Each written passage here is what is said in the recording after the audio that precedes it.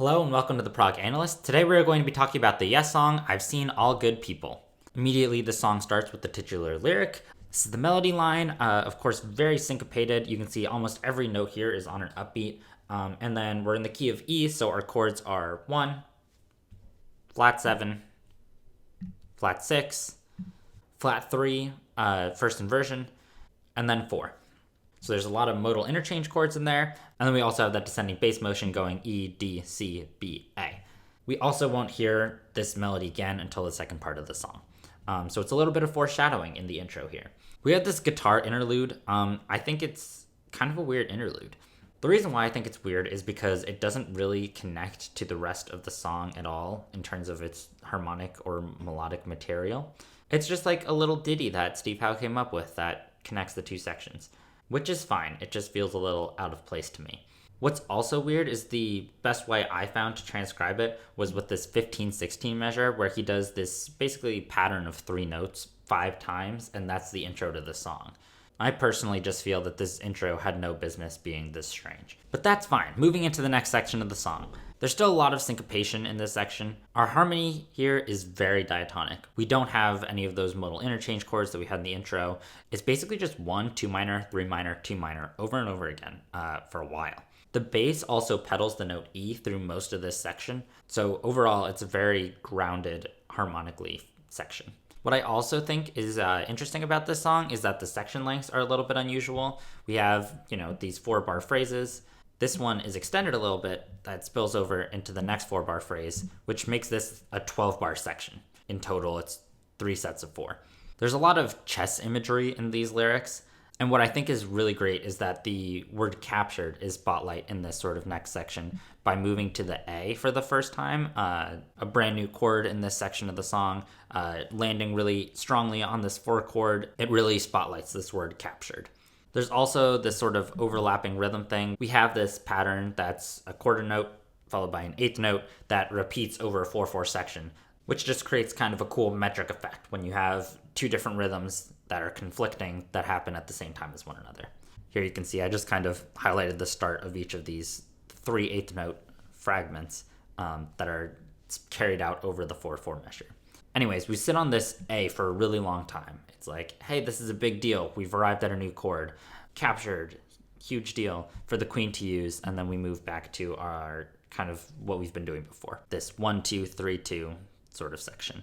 We also have these background vocals, which I think are really interesting because they're saying lyrics that the lead vocals already said. Move me on to any black square was already said here.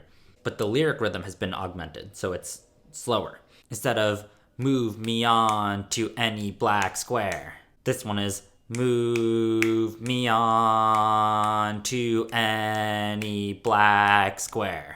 It takes twice as long. Instead of being a 2-measure pattern, it's a 4-measure pattern, which I think is just a neat effect. We have this little flute keyboard part that also gets added, a little second melody filling this space here. And then the next real new information is when we get to this did it section. The harmony is still the same, 1, 2 minor, 3 minor, 2 minor, but the melody changes and we have this sort of faster 16th note rhythm.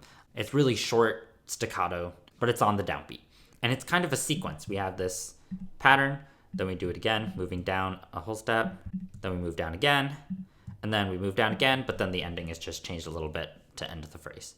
And then the last really big thing that happens in this first section of the song is, of course, the best part of the song, in my opinion, when the organ comes in. Previously, our harmony has sort of been like ascending, then descending. This sort of going up, then going down, except for this section where it just ascends and then it stays there. But with the organ, the guitar keeps doing the same chord. So the guitar is still going E, F sharp minor, G sharp minor, F sharp minor. But the organ is doing something different. And it's doing this sort of descending motion in the bass too, which I think is really cool. So instead of ascending or going up and down like all the previous sections, this one's just going down. We got the bass is going E, C sharp, B, A, G sharp, F sharp, and then it goes up a little bit at the ending. But overall, a downward moving line. And then the organ's also playing some different chords. So when the organ is playing an E chord and the guitar is playing G sharp minor, it creates an E major 7 sound between the two of them. Or the organ plays an A chord and the guitar is playing F sharp minor, then it creates an A6 chord. It's just a very drastic shift not only in the texture, but I think it also recolors the harmony, both with the different chords that the organ is playing and then also with the descending bass motion that starts to happen. And then we get into the second section of the song. We have this sort of bluesy pattern that starts to happen between the bass and the guitar, but it almost feels like counterpointy to me a little bit because they're both playing these linear lines. What I think is really cool is that the bass on the important notes, the notes that are syncopating the downbeats of 1 and 3, the bass is playing the third of the chord, C sharp in this case is the third of A7, and G natural, which is the seventh of A7. So I think it's really cool that the bass isn't necessarily just playing the 1 or the 5 on the important beats. Instead, it's harmonizing with the guitar, which is playing E and C sharp, creates a nice little third there, and then C sharp and G creates that bluesy tritone. Anyways, we're still in E major, so this is our 4-7 chord. We have about 4 bars of that, and then we go into our 5-7 chord, and then nice guitar lick that brings us down, landing on 1 of this next section. This is the return of that intro melody, so it's all the same stuff. It's the same exact melody. It's harmonized the exact same way. It's exactly the same. And then the space in between the intro melody is filled by some guitar playing, again on the 4 chord and then on the 5 chord. A lot of this section is really just sort of blues guitar solo happening over those sort of same chords, the 1, 4, and 5. This is just an example of this. I didn't bother writing out the solo note for note, but generally what's happening here is Steve Howe's soloing over the 4 and 5 chord in an E blues. Again, I just really like that Chris Squire is playing the 7 as the bass note, just creating some more tension, just not being stuck in playing the 1 and 5 on the important beats. You know, starting this section, this move to the A7 chord on the note G, I think is really just a cool idea. Now in this section, we get basically the melody again. The same syncopated melody that we had before, the same chords, E, D, C, G, A, but the bass is moving in a different direction. It's ascending this time.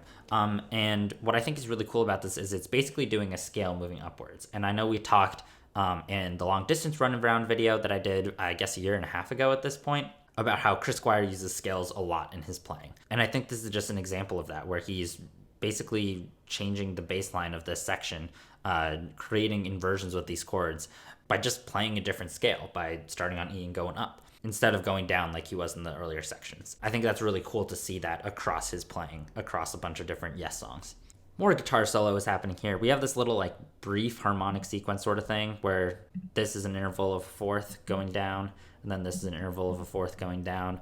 This section is just kind of strange to me because I don't really know what the point of the 2/4 bar is. I don't really know what the point is of going to C7 for only one measure, because most of the section, again, that they're soloing over is just regular blues chords.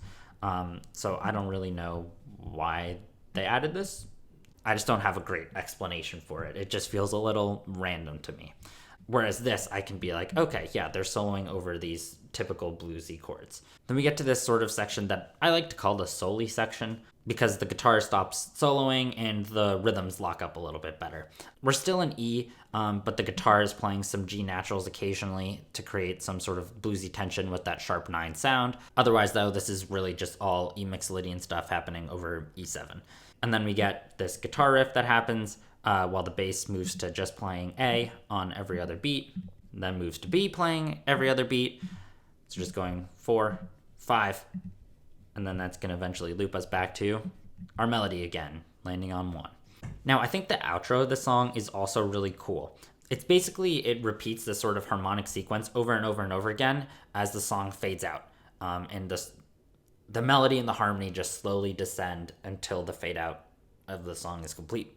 Again, we think of this as our 1 chord, flat 7, flat 6, flat 3, 4.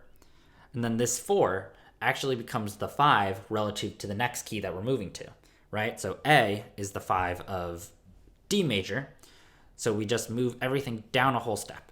We land in D major, and we have, again, 1, flat 7, flat 6, flat 3, 4, which is the 5 of the next section. We're going down a whole step again to C. So G is the 5 of C, move down a whole step. 1, flat 7, flat 6, flat 3. And then it just keeps doing that until the song fades out and we can't hear it anymore. Which I think is a pretty neat and unique intro, to just spiral a harmonic sequence out. I think actually another prog song that does this just the following year is Timetable by Genesis, if I'm not mistaken. It's just a neat effect to kind of like continuously spiral. Like the song is hypothetically still going on long after we hear it end. That's my breakdown of I've Seen All Good People by Yes. Thank you for watching. Please like it and share with anyone else who might be interested, and if you want to see more of these videos, please subscribe as well. Let me know in the comments if there's anything else about this song you enjoy or find interesting that I might not have mentioned. Thanks again.